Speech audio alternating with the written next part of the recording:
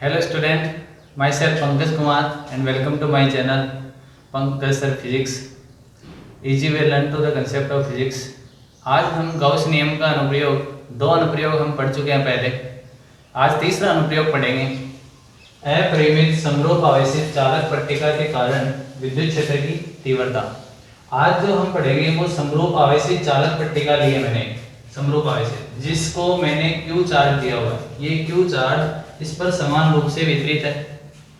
चालक पट्टिका है तो इसके ऊपर जो चार्ज होगा, इसके अंदर जो डेंसिटी, चार्ज डेंसिटी होगी वो सिग्मा होगी, आवेश घनत्व सिग्मा। अब ये जो चालक पट्टिका ली है ये अनंत रेखीय अपरिमित है। इसके केंद्र O से R दूरी पर कोई पॉइंट P है जिस पर हमें विद्युत क्षेत्र की तीव्रता निकालनी है। बिंदु O से R दूरी पर कोई बिंदु P है जिस पर विद्युत क्षेत्र की तीव्रता निकालनी है। बिंदु O को सममित केंद्र मानकर इससे समान दूरी पर दो अल्पांश लेते हैं, A1 और A2। A1 जो अल्पांश है वो और A2 अल्पांश दोनों बिंदु O से समान दूरी पर स्थित है। A1 अल्पांश है उसके अंदर भी चार्ज dq है और A2 अल्पांश के अंदर भी चार्ज dq है। इस dq चार्ज के कारण बिंदु P पर जो टेस्ट चार्ज रखा हुआ है उस पर फोर्स इस डायरेक्शन में कार्य करेगा। इस डायरेक्शन में कार्य करने के कारण इलेक्ट्रिक फील्ड की डायरेक्शन भी इधर ही होगी, d। सेम इस अल्पांश के चार्ज dq के कारण बिंदु P पर इलेक्ट्रिक फील्ड की डायरेक्शन इधर d।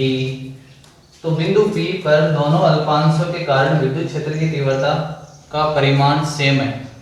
दोनों अल्पांशों के कारण बिंदु P पर विद्युत क्षेत्र की तीव्रता का परिमाण सेम है। इसलिए बिंदु P पर विद्युत क्षेत्र की तीव्रता को घटकों में विभाजित करते हैं, इसके घटक बनाते हैं। घटकों में विभाजित करने के लिए सबसे पहले यहाँ से इस पर लंब डालते हैं। ये एंगल अल्फा है तो ये एंगल भी अल्फा हुआ क्योंकि दोनों अल्पांश बिंदु O से समान दूरी पर है। सेम ये अल्फा है तो ये भी अल्फा एकांतर कोण, और ये अल्फा के कारण ये भी अल्फा एकांतर कोण। लंब डालने के लिए ये अल्फा कोण है तो ये भी अल्फा कोण एकांतर कोण। सबसे पहले ये ऊर्ध्वाधर घटक निकालने के लिए हम ये ट्रायंगल लेते हैं। अल्फा कोण के सामने मुझे लंब, और लंब बराबर होता है करण साइन थीटा। करण DE, तो ये घटक आ गया DE साइन अल्फा। सेम इसी प्रकार नीचे वाला ये रचना नीचे करेंगे तो नीचे वाले ट्रायंगल के अनुसार जो नीचे वाला घटक आएगा वो भी DE साइन अल्फा। क्षैतिज घटक में देखें, क्षैतिज घटक में ये वाले ट्रायंगल लेंगे तो इसके अंदर ये जो रेखा है वो आधार का कार्य कर रही है, और आधार बराबर होता है करण कोस अल्फा। करण DE और तो ये घटक बनेगा DE कोस अल्फा। सेम इसी प्रकार नीचे वाले ट्रायंगल के अनुसार ये घटक आएगा DE cos alpha. DE sine alpha और DE साइन अल्फा दोनों अपोजिट डायरेक्शन में, दोनों घटक तो दोनों एक दूसरे को कैंसिल आउट कर देंगे, और DE कोस अल्फा दोनों एक ही डायरेक्शन में होने के कारण आपस में जुड़ जाते हैं। इसलिए बिंदु P पर विद्युत क्षेत्र की तीव्रता सिर्फ कोस अल्फा घटक के कारण होगी। तो इसको हम थ्योरी के रूप में इस प्रकार लिख सकते हैं कि एक अपरिमेय समरूप आवेशित चालक पट्टिका ली जिसका पृष्ठ आवेश घनत्व सिग्मा है, इसको Q चार्ज दिया हुआ है। इसके केंद्र O से R दूरी पर कोई पॉइंट P है जिस पर टेस्ट चार्ज रखा हुआ है, जिस पर हमें इलेक्ट्रिक फील्ड निकालना है, विद्युत क्षेत्र की तीव्रता निकालनी है। तो बिंदु O से समान दूरी पर दो अल्पांश लेते हैं, A1 और A2। इन दोनों अल्पांशों के कारण बिंदु P पर विद्युत क्षेत्र की तीव्रता का परिमाण सेम है, DE। इसलिए बिंदु P पर विद्युत क्षेत्र की तीव्रता को घटकों में विभाजित करते हैं, घटक बनाते हैं इसके।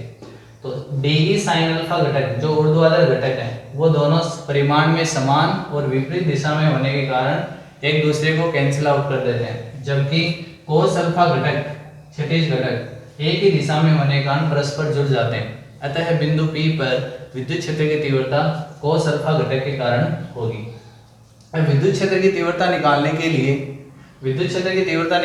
लिए सबसे पहले हम एक गाउसीय पृष्ठ की कल्पना करेंगे, एक बेलनाकार गाउसीय पृष्ठ की कल्पना करेंगे। अब हम इस आवेशित चालक पट्टिका के लिए विद्युत क्षेत्र की तीव्रता निकालने के लिए एक बेलनाकार गाउसीय पृष्ठ की कल्पना करते हैं। ये जो बेलनाकार, इस चालक पट्टिका के अंदर ये बेलनाकार गाउसीय पृष्ठ बनाया मैंने। इस गाउसीय पृष्ठ को हम तीन भागों से मिलकर बना मान सकते हैं।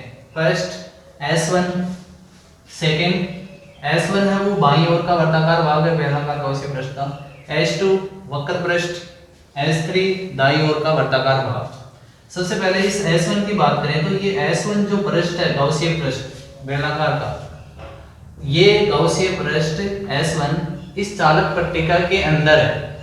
अब चालक पट्टिका के अंदर आवेश का मान शून्य होता है। चालक पट्टिका के अंदर जब चालक पट्टिका को आवेश चार्ज दिया जाता है तो वो चार्ज उसके सरफेस पे रहता है, अंदर चार्ज का मान शून्य होता है।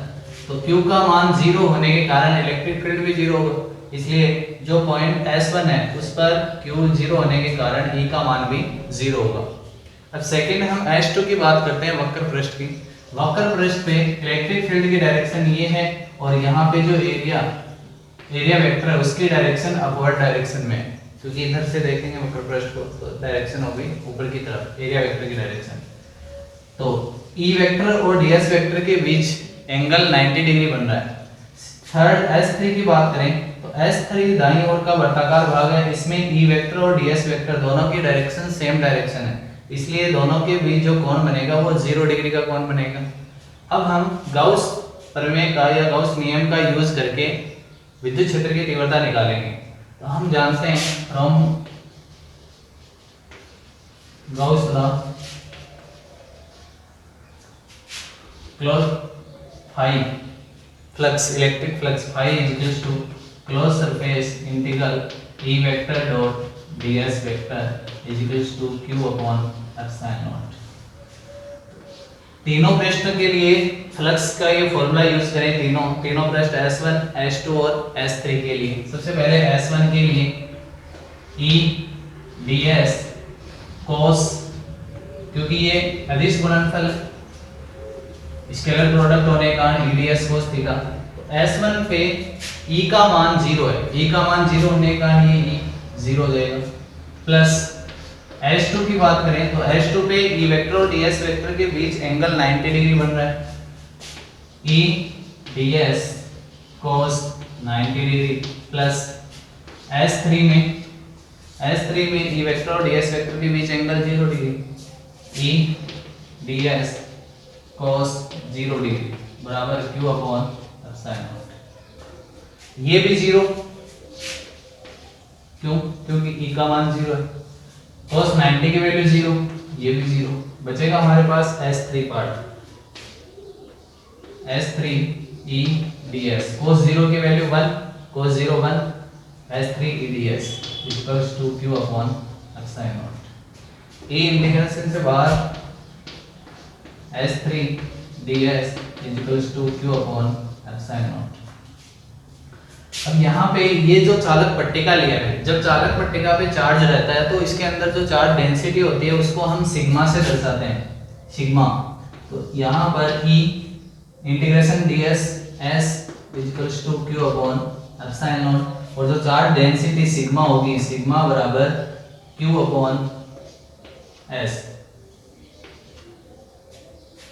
Sigma equals to q upon s। प्रत्येक एकांक क्षेत्रफल पर आवेश की मात्रा को पृष्ठीय आवेश घनत्व कहते हैं, sigma equals to q upon s। यहां से q equals to sigma s। q का मान इस इक्वेशन में पुट करेंगे,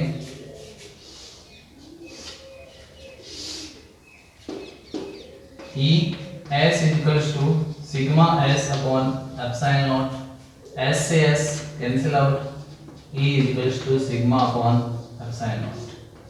ये जो इलेक्ट्रिक फील्ड है वो अपरिमित समरूप आवेशित चालक पट्टिका के कारण विद्युत क्षेत्र की तीव्रता का फॉर्मूला होता है।